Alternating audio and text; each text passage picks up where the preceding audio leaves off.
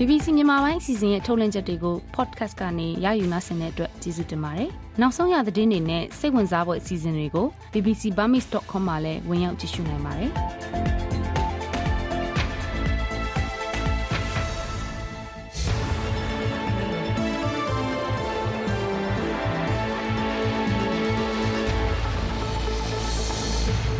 တော်ရရှင်တို့ရှင်လန်းချမ်းကြပါစေဒီနေ့ကျွန်တော်လာကိုရဲ့တောက်ကြနေညတဲ့ BBC မြန်မာပိုင်းစနေစတင်နေပါပြီ။ကိုတိုင်းတွင်ကျော်တကားမြို့နယ်ကတောကျွေးမြို့ကို PDF တက်တွေဝင်တိုက်ခဲ့ပါတယ်။လောလောဆယ်ပြန်တဲ့လူတွေတော့ပြန်ကြတယ်။စိတ်ချရတဲ့အနေအထားဆိုတော့အခုကတော့လုံးဝတော့စိတ်ဖြစ်တယ်လို့ပြောမရသေးဘူး။ဒီကတော့အဲ့ဒီလေကြောင်းကြောက်တာပေါ့။တခါNUG လက်အောက်ခံတက်တွေနဲ့ဘုံကားတက်တွေကြပါရီဖြစ်နေလေတို့တင်းနေတူတခြားနိုင်ငံတကာတင်းတွေကိုလည်းနားဆင်ကြမှာပါကျွန်တော်ကရင်မမခင်ဗျ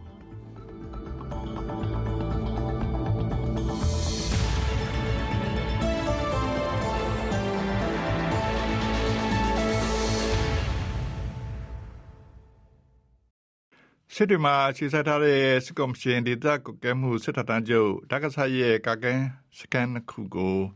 အခက်တော်အေကဒီနေ့မှာသိမ့်ပိုက်လိုက်တယ်လို့အေနဲ့နီးစပ်သူတယောက်က BBC ကိုပြောပါတယ်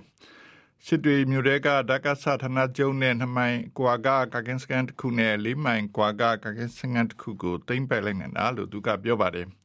အဲ့ဒီစစ်တပ်စကန်ခုကနေတန်ရရှိသူနဲ့စစ်တုံးပန်းစုစုပေါင်း34ယောက်ကိုအေကရရှိထားတယ်လို့လည်းသိရပါတယ်ဒါကစားကင်းစကန်နေတိုက်ခိုက်သိမ်းပိုက်တဲ့ပတ်သက်လို့အခက်တော်အေရောစစ်တပ်ဖက်ကပါထုတ်ပြန်ပြောဆိုတာမရှိသေးပါဘူးအီရန်မှာပြီးခဲ့တဲ့15နှစ်အတွင်းအကြီးမားဆုံးသောလူထုအုံကြွတာတွေဖြစ်နေပြီးတော့အီရန်ရဲ့ထွတ်ထိပ်ခေါင်းဆောင်ကြီးအလီခါမေနီကအစိုးရအနေနဲ့နောက်ဆုတ်ပေးတော့မှာမဟုတ်ဘူးလို့ပြောပါတယ်လွန်ခဲ့တဲ့သတင်းပတ်2ပတ်လောက်ကတည်းကဆန္ဒပြပွဲတွေစဖြစ်လာခဲ့ပြီးတဲ့နောက်ပထမဆုံးကြိမ်ဖြစ်လူများသိအောင်ပြောတဲ့စကားထဲမှာအလီခါမေနီကအခုလိုပြောခဲ့တာပါနိုင်ငံသားတွေရဲ့ကြီးစားမှုတန်းလေးလိုလုပ်နေကြတဲ့သူတွေကိုသူ့ဆိုရအနေနဲ့အသေးကြီးခံမှာမဟုတ်တဲ့အကြောင်းလည်းသူကပြောပါတယ်သိန်းနဲ့ချီတဲ့ဆန္ဒပြသူတွေကသူ့ကိုဖြုတ်ချဖို့အတွက်တောင်းဆိုနေကြပြီးတော့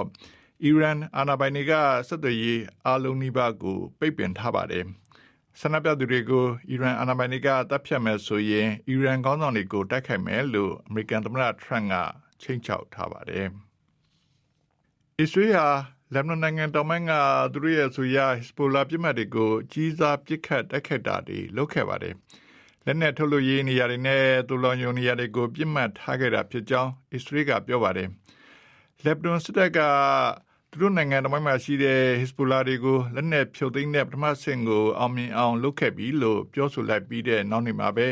အစ္စရေးကအခုလိုတိုက်ခိုက်တာတွေကိုလုပ်ခဲ့တာပါ။အစ္စရေးနဲ့ဟစ်စပိုလာကြား2024ခုနှစ်ကုန်ပိုင်းလောက်မှာပြစ်ခတ်ရစရေးလုပ်ခဲ့ကြပြီးတော့နောက်စစ်နေကိုဆက်လက်လှုပ်ဆောင်နေကြတာဖြစ်ပါတယ်။ကိုလံဘီယာသမ္မတဂက်စတာပိုပက်ထရိုကသူ့နိုင်ငံကိုအမေရိကန်ကစီးရတကယ့်ကိုချင်းချောက်နေပြီလို့သူယုံကြည်တဲ့အကြောင်း BBC ကိုပြောပါတယ်။ဗီနီဇွဲလားကိုအမေရိကန်ကဝင်တိုက်ခိုက်ပြီးတော့သမ္မတနီကိုလတ်မာဒူရိုကိုဖမ်းသွားခဲ့ပြီးတဲ့နောက်ကိုလံဘီယာသမ္မတကအခုလိုပြောလိုက်တာပါ။သမ္မတထရန့်ကလည်းကိုလံဘီယာကိုစီးရေးဆောင်ရွက်ချက်တွေလုပ်မယ်ဆိုရင်ဒါကကောင်းမဲ့ပုံပဲလို့လည်းဒီကလာတွင်းမှာပြောခဲ့ပါတယ်။ယင်းချိန်ဒီမှာရုပ်တရားစကလုံးတွေနဲ့ပုတ်ခတ်ထုံးနေလေရှိတဲ့ဒီကောင်းဆောင်နှစ်ယောက်ဟာအမီတော်မှာတွေ့ဆုံဆွေးနွေးဖို့ရှိတဲ့အကြောင်းသူတို့နှစ်ယောက်လုံးကဗုဒ္ဓနေ့မှာပြောထားပါတယ်။ Grok AI ကိုသုံးပြီးတော့လူတွေရဲ့ဓာတ်ပုံမှာဝက်စားတွေကိုချွတ်ပြနေကြတာကိုရပ်ဖို့ဖိအားတွေများလာခဲ့ပြီးတဲ့နောက်X ဟာအဲ့ဒီ Grok AI သုံးငင်ကိုပိတ်ပင်လိုက်ပါတယ်။အဲ့ဒီ AI လောက်ဆောင်ချက်ဟာမြို့မိပုံတွေကိုကိုလိုနီပုံတွေအတုဖန်တီးနိုင်တဲ့အတွက် Elon Musk ပိုင်ဆိုင်တဲ့အဲ့ဒီ X ကိုလူတွေကအပြင်းထန်ဝေဖန်နေကြတာပါ။ချို့ဆိုရင်ကလေးပုံတွေကိုလည်းဒီ AI နဲ့တလဲအသုံးချနေကြပါတယ်။ Grok AI ကအခုသူတို့အနေနဲ့ဒီ AI ကိုငွေပေးပြီးတော့မှာယူသုံးစွဲသူတွေကိုသာသုံးဝင်ပေးတော့မယ်လို့ဆိုပါတယ်။အဲ့လိုလှုပ်ရှားအပြင်ဒီ AI ကိုသုံးစွဲသူကဘယ်သူဘဝဆိုတာမှတ်တမ်းတင်ထားနိုင်မှာလို့သူတို့ကပြောပါတယ်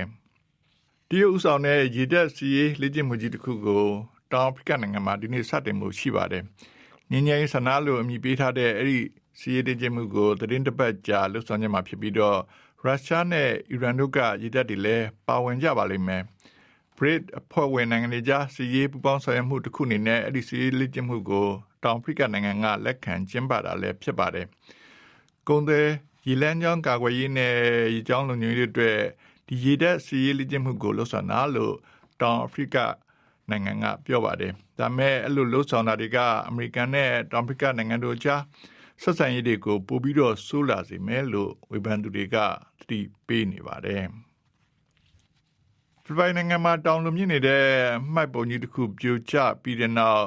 ်လူတွေဒါဇင်နဲ့ချီပြီးတော့အောက်မှာပြည်နေမှာကိုစိုးရိမ်နေကြပြီးတော့သူတို့ကိုကယ်ဆယ်ရေးသမားတွေကစူးစမ်းပြီးတော့ရှာဖွေနေကြပါတယ်။စီဘူစီတီမှာမြေပေါ်ပုံထားတဲ့မှိုက်ပုံကြီးတစ်ခုမနေ့ကပြိုကျခဲ့တာပါ။ဒီဖြစ်ကြောင်းအနည်းဆုံးလူတစ်ယောက်သေဆုံးသွားပြီဆိုတော့ကိုအခုချိန်မှာအတည်ပြုထားနိုင်ပါတယ်။ဘာကြောင့်ဒီမှိုက်ပုံကြီးပြိုကျသွားတယ်လဲဆိုတဲ့အကြောင်းရင်းကိုတော့မသိကြသေးပါဘူး။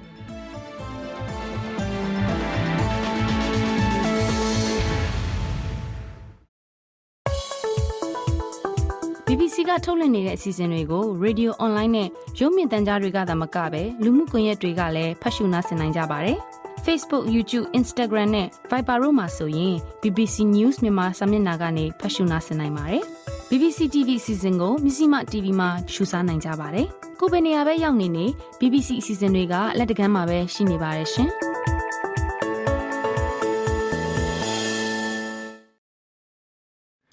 စစ်ကောင်စီကဥဆောင်ကျင်းပနေတဲ့ကုလိုရွေးကောက်ပွဲကာလမှာမြို့သားညီညွတ်ရေးဆိုရ NUG လက်အောက်ခံဒေသကာကွယ်ရေးတပ်ဖွဲ့တွေကဒီနေ့မနေ့စောပိုင်းမှာပဲခူးတိုင်းရှစ်ချမ်းကျော်တကားမြို့နယ်တွင်းကတောကျွဲအင်းမြို့ကိုဝင်ရောက်တိုက်ခိုက်ခဲ့ပါတယ်။ပြည်စုံကိုမဆနာဝင်းကပြောပြမှာပါ။ရန်ကုန်မန္တလေးလမ်းဟောင်းဘေးမှာရှိတဲ့ပဲခူးတိုင်းအရှေ့ချမ်းကတောကျွဲအင်းမြို့ကိုကရင်အမျိုးသားလွတ်မြောက်ရေးတပ်မတော် KNL တပ်ရင်း9နဲ့အမှတ်2စစ်စင်ရေးနယ်မြေပဲခူးတိုင်းစစ်ဌာနကတပ်ဖွဲ့တွေပူးပေါင်းကမနေ့ဇန်နဝါရီ10ရက်ညကလေးကဝင်ရောက်တိုက်ခိုက်ခဲ့ပြီးဒီနေ့မနက်4နာရီဝန်းကျင်မှာမြို့ကိုယာယီထိန်းနိုင်ခဲ့တယ်လို့မြေပြင်အခြေအနေသိရှိသူတွေကပြောပါတယ်။တောကျွဲအင်းမြို့လေကောင်ကရဲစခန်းအပါအဝင်စစ်တပ်တပ်ဆွဲထားတဲ့နေရာအလုံးကိုသိမ်းယူနိုင်ခဲ့ပြီးစစ်တပ်ရဲ့မြေပြင်စစ်ကူလာမဲ့လမ်းကြောင်းတွေကိုလည်းဖြတ်တောက်ထားနိုင်ခဲ့တယ်လို့တော်လှန်ရေးတပ်ဖွဲ့တွေနဲ့နှီးစပ်သူတွေကပြောပါတယ်။ဒီမနက်6နာရီဝန်းကျင်မှာစစ်တပ်ကလေရင်နဲ့မြို့အရှိတ်ဘက်ကို3ကြိမ်လာရောက်ဘုံကျဲခဲ့တယ်လို့မြို့ခံတွေကဆိုပါတယ်။ဒါကြောင့်ပြည်သူအများစုကမြို့ထဲမှာမနေရတော့ပဲအနီးအနားကကြေးရွာတွေမှာတိမ်းရှောင်နေကြရတယ်လို့စစ်ရှောင်အမျိုးသမီးတယောက်က BBC ကိုပြောပါတယ်။လောလောဆယ်တော့စုပ်သွားပြီ။ဒီကကာကွယ်ရေးတပ်ဖွဲ့လေးစုပ်တာပေါ့။လောလောဆယ်ပြန်တဲ့လူတွေတော့ပြန်ကြတယ်။စိတ်ချရတဲ့အနေအထားဆိုတာတော့အခုကတော့လုံးဝတော့စိတ်ဖြစ်တယ်လို့ပြောမရသေးဘူး။ဒီကတော့အဲ့ဒီလေကြောင်းကြောက်တာပေါ့။လောလောဆယ်တော့ဘုန်းကြီးကျောင်းမှာထဲနေမျိုးလေကောင်ရဲ့ထိတ်တက်တဲ့လမ်းမကြီးမှာပဲကားတစ်စီးနဲ့တယောက်ကျနေရတွေ့တယ်ဒီနေ့မနက်အစောပိုင်းတုန်းကလည်းပဲခူးတိုင်းအုတ်တွင်းမြို့နယ်ရန်ကုန်မန္တလေးလမ်းဟောင်းပေါ်ကစစ်တပ်ရဲ့ကာကင်းစခန်း၄ခုကိုတော်လှန်ရေးတပ်တွေကတိုက်ခိုက်သိမ်းပိုက်ခဲ့ပါတယ်။တော်ကျွဲအင်းနဲ့အုတ်တွင်းကစစ်စခန်းတွေကိုတိုက်ခိုက်ရမှာစစ်ကော်မရှင်တပ်ဖွဲ့ဝင်အယောက်90လောက်သေဆုံးတယ်လို့ပဲခူးတိုင်းစစ်ဌာနကထုတ်ပြန်ထားပါတယ်။တိုက်ပွဲတွေကြောင့်ရန်ကုန်မန္တလေးလမ်းဟောင်းကားလမ်းနဲ့ရထားလမ်းတွေအားလုံးကိုဒီမနက်မှာဖြတ်တန်းသွားလာခွင့်ယာယီရပ်ဆိုင်းထားပါတယ်။ပဲခူးတိုင်းအနောက်ချမ်းကနတ်တလင်းဇီးကုန်းနဲ့မင်းလှမြို့နယ်တွေကစစ်တပ်စခန်းတချို့ကိုလည်းပဲခူးရိုးမှအခြေစိုက်တော်လှန်ရေးပူးပေါင်းတပ်တွေကဇန်နဝါရီ9ရက်မနက်ပိုင်းမှာတစ်ချိန်တည်းဝင်ရောက်တိုက်ခိုက်ခဲ့ပြီးနှစ်ဖက်စစ်ရေးတင်းမာနေဆဲဖြစ်တယ်လို့3631တပ်ရင်းပြန်ကြားရေးတာဝန်ခံရဲဘော်ရှဲတို့ကပြောပါတယ်သူတို့ကတော့မျိုးတွေကိုကားထားတဲ့သဘောပဲရှိတယ်ကျွန်တော်တို့ကသွားရောက်တိုက်ခိုက်နေတာမျိုးတွေပေါ့နော်အားမျိုးတွေရှိတယ်စစ်အင်အားတွေကဖိတစ်မှုတွေရှိတယ်ပေါ့နော်ပေါက်ခေါင်းဘက်မှာလည်းဖိတစ်မှုတွေရှိတယ်ပေါင်းတဲ့ဘက်မှာလည်းဖိတစ်မှုတွေရှိတယ်တဲကုန်းဘက်တွေမှာလည်းဖိတစ်မှုတွေရှိတယ်နောက်ပြီးတော့ gate တွေလည်းပဲတိုးမြင့်ပြီးတော့ချထားတာမျိုးတွေရှိတယ်ပေါ့နော်တော်ကျွဲအင်းမြို့နောက်ဆုံးအခြေအနေကိုသိရဖို့စစ်စင်ရေးမှာပါဝင်တဲ့ပြည်သူ့ကာကွယ်ရေးတပ်မတော်အမှတ်2စစ်စင်ရေးနယ်မြေသတင်းနဲ့ပြန်ကြားရေးတာဝန်ခံကို BBC ကဆက်သွယ်ထားပေမဲ့ပြန်လည်ဖြေဆိုခြင်းမရှိသေးပါဘူးပလဲမြို့နယ်ကဘုံနဂါဥဆောင်တဲ့ဗမာမြို့သားတော်လှန်ရေးတပ်မတော် BNR ကခွန်ကောက်တဲ့ကိန်းခုကိုမြို့သားညီညွတ်ရေးဆိုရ NUG လက်အောက်ခံတော်လှန်ရေးတပ်တွေကဒီနေ့မှာဝင်ရောက်ထိန်းသိမ်းလိုက်ပါတယ်။တရားမဝင်ခွန်ကောက်နေတာကြောင့်ထိန်းသိမ်းတာလို့ NUG ဘက်ကပြောပေမဲ့ဘုံနဂါဘက်ကတော့ NUG ကသူတို့ကိုတိုက်ခိုက်ဖို့ပြင်ဆင်နေတာလို့ဆိုပါတယ်။မတ်တီတာနယ်ကပြောပြမှာပါပလဲမြို့နယ်ကဘုံနဂါဥဆောင်နေတဲ့ BNR တပ်ဖွဲ့ရဲ့အခွန်ကောက်ခံနေတဲ့ဂိတ်နှစ်ခုကိုအမျိုးသားညီညွတ်ရေးအစိုးရ NUG ရဲ့ကာကွယ်ရေးဝန်ကြီးဌာနလက်အောက်မှာရှိတဲ့ရင်းမာပင်ခရိုင်အဆင့်ကုတ်ကဲရေးတပ်တွေကဒီကနေ့ဝင်ရောက်စီးနင်းပြီးလက်နက်တချို့သိမ်းယူခဲ့တယ်လို့နှစ်ဖက်အဖွဲ့အစည်းတွေကအတည်ပြုပါတယ်။ NUG ရဲ့တပ်တွေက BNR တွေကိုတိုက်ခိုက်ဖို့ January လ 9 ရက်နေ့ကအစည်းအဝေးလုပ်ခဲ့ပြီးတပ်တွေကိုပြင်ဆင်စုစည်းနေတယ်လို့သတင်းအတိအကျရကြောင်း BNR တွေကမနေ့ကသတင်းထုတ်ပြန်ပြီးတဲ့နောက်အခုလိုဖြစ်စဉ်တွေပေါ်ပေါက်လာတာပါပလဲမြို့နယ်ပြည်သူ့အုပ်ချုပ်ရေးဖွဲ့ကတော့ BNR တွေဟာပလဲမြို့နယ်ထဲမှာတရားမဝင်ဂိတ်ဖွင့်ငွေကြေးကောက်ခံနေတာတွေကိုပြည်သူတို့ရဲ့တိုင်ကြားမှုတွေကြောင့်အခုလိုရှင်းလင်းတာဖြစ်တယ်လို့ဆိုပါတယ်ဒီအခြေအနေနဲ့ပတ်သက်လို့ပလဲမြို့နယ်ပြည်သူ့အုပ်ချုပ်ရေးဖွဲ့တာဝန်ရှိသူဦးစောထက်ပြောတာကဒီလိုပြဿနာကြီးတော်လိုင်းအစပရဲဥရီမဲ့လို့တွားပြောခဲ့ဘူးတာရှိတယ်တစ်ချိန်မှမရခဲ့ဘူးပေါ့အဲ့တော့ကျွန်တော်တို့ဆုံးဖြတ်ချက်ချလိုက်တာပေါ့နော်ခရိုင်ကွက်ကိုတင်မယ်ပေါ့နော်အဲ့တော့ခရိုင်ကွက်ကိုကျွန်တော်တို့ကပလဲမှာဖြစ်နေတဲ့တရားမဝင်ဂိတ်တွေကိုခရိုင်ကွက်အနေနဲ့ဖြည့်ရှင်းပေးပါရန်ဆိုပြီးတော့ကျွန်တော်တို့မြို့နယ်ပြည်သူ့အုပ်ချုပ်ရေးအဖွဲ့ကနေစာတင်လိုက်တာပေါ့ဒီအပေါ်မှာခရိုင်ကွက်ကနေပြီးတော့တပ်ဆိုင်ရာသူ့ရဲ့ရမပြန်ခရိုင်တုန်းကတရင်တပ်ဖွဲ့တွေခေါ်ပြီးတော့ဒီတရားမဝင်ဂိတ်တွေကိုရှင်းလင်းတာပေါ့အဲ့ဒီပေါ်ပဲဖြစ်ပါတယ်ဗျဘိုးနဂါရဲ့ BNR တွေကတော့သူတို့အဖွဲ့ဟ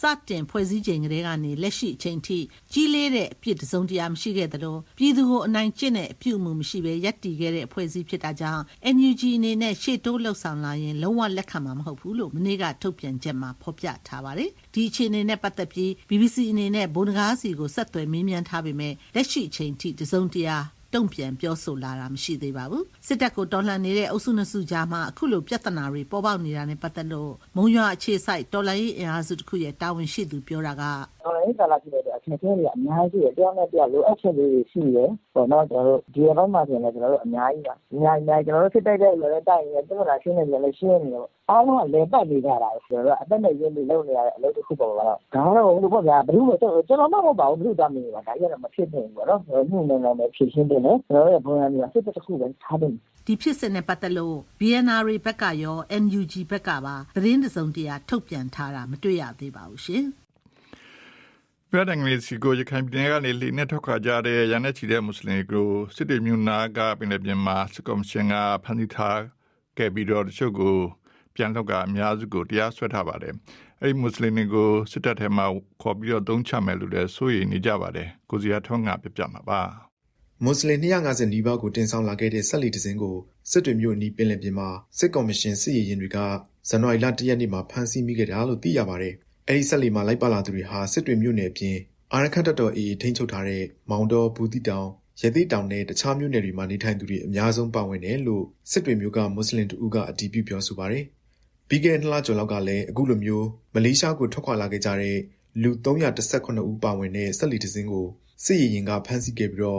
့အဲ့ဒီထဲလူပေါင်း100ကျော်ကိုပြန်လည်လွှတ်ပေးခဲ့ပေမဲ့ကျန်တဲ့200ကျော်ကိုတော့လူဝင်မှုကြီးကြပ်ရေးဥပဒေနဲ့ထောင်ဒဏ်ချမှတ်ခဲ့တယ်လို့သိရပါတယ်။အခုလအတွင်းဖမ်းဆီးခံရတဲ့လူပေါင်း248ဦးတွေကအသက်မပြည့်သေးသူ28ဦးကိုပြန်လွှတ်ပေးခဲ့ပြီးတော့ကျန်တဲ့အယောက်220ကိုတော့အထောက်ထားမဲ့မြို့နယ်ဖြတ်ကျော်သွားလာမှုနဲ့တရားစွဲဆိုထားပြီးတော့စစ်တွေအကျဉ်းထောင်မှာထိန်းသိမ်းထားတယ်လို့သိရပါတယ်။ဒီလူတွေနဲ့ပတ်သက်လို့ဘယ်လိုဆောင်ရွက်ထားတယ်ဆိုတာသိရဖို့စစ်ကော်မရှင်ရဲ့ရခိုင်ပြည်နယ်အစိုးရအဖွဲ့တာဝန်ရှိသူကို BBC ကဆက်သွယ်မေးမြန်းခဲ့ပေမဲ့အဆက်အသွယ်မရခဲ့ပါဘူး။မွတ်စလင်တွေဖမ်းဆီးခံရမှုအခြေအနေတွေနဲ့ပတ်သက်လို့မွတ်စလင်မျိုးသမီးတူပြောပြတာကဒီလူဒီကိုလည်းအစိုးရကဖမ်းပြီးတော့ထုတ်ထားတယ်ပေါ့။တရားရုံးမှာနေပြီးတင်ပြီးတော့သူတို့နေကြုံမှုနဲ့ထောင်တဲ့ချမ်းမှလို့ပြောလိုက်တယ်နဲ့။တနေ့ကတနေ့လာလို့ပေါ့နော်။ဒီရန်ကနေပြီးချက်စီးလာတဲ့နေနေပြီးကိုဒေတာနဲ့ကိုနေကိုပြီးတာပေါ့အခုမပူဘူးအခုကထောင်ကြမှာလေအခုဘာဖလို့ထောင်ကြတော့အဲ့ဒါတော့တချို့ကသဘောပေါ့ဖမ်းဆီးခံလိုက်ရသူတွေကိုမိသားစုဝင်တွေနဲ့မွတ်စလင်လူကြီးတွေကလူတွေ့ခွင့်နဲ့ထမင်းတုပ်ပိုးခွင့်တွေတွားရောက်တောင်းခံခဲ့ပေမဲ့ခွင့်မပြုပေးဘူးလို့သိရပါတယ်။ပြီးခဲ့တဲ့2024ခုနှစ်အတွင်းကစလို့စစ်တွေမြို့နယ်မှာရှိတဲ့မွတ်စလင်တွေကိုစစ်ကော်မရှင်ကစစ်မှုထမ်းခေါ်ယူတာပြည်သူစစ်တင်တန်းပို့ချတာတွေကိုဇက်တိုက်ပြုလုပ်နေပါတယ်။ဒီအကြောင်းမွတ်စလင်လူငယ်တယောက်ပြောပြတာကဒီမှာကသူတို့မှာအမျိုးတွေပါသူမှမရှိဘူးဆိုတော့သူတို့လိုက်ပြီးတော့မှကူညီနေတူလေကူညီနေဖြစ်နေတော့သူတို့ဆိုင်မှုတန်းခိုင်းလည်းဘယ်သူမှပြမှာမဟုတ်ဘူးပေါ့နော်တချို့မိသားတွေကကြတော့ဘင်္ဂလားဖောက်ရောက်နေတယ်သူသားသမီးတွေကဒီမှာရောက်နေတော့အဖက်ခံရတယ်ဆိုတော့အမေဖားတွေလည်းမပြီးရတဲ့ချင်းမျိုးဖြစ်နေတော့ဆိုရင်ရတယ်ပေါ့နော်လက်ရှိမှာရခိုင်ပြည်နယ်အတွင်းစစ်ရေးပဋိပက္ခတွေကြောင့်လေကြောင်းဘုံကျဲမှုတွေနဲ့အချိန်မီကြုံရနိုင်တယ်လို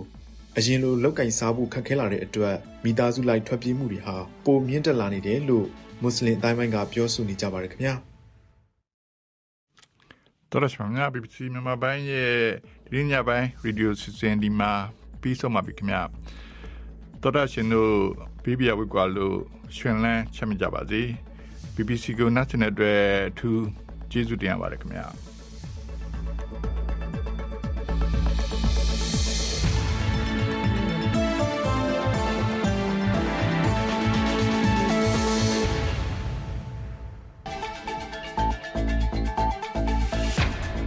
BBC ကထုတ်လွှင့်နေတဲ့အစီအစဉ်တော်တော်များများကို www.bbcworldservice.com/podcast ကနေ download လုပ်ပြီးနားဆင်နိုင်ပါတယ်ရှင်။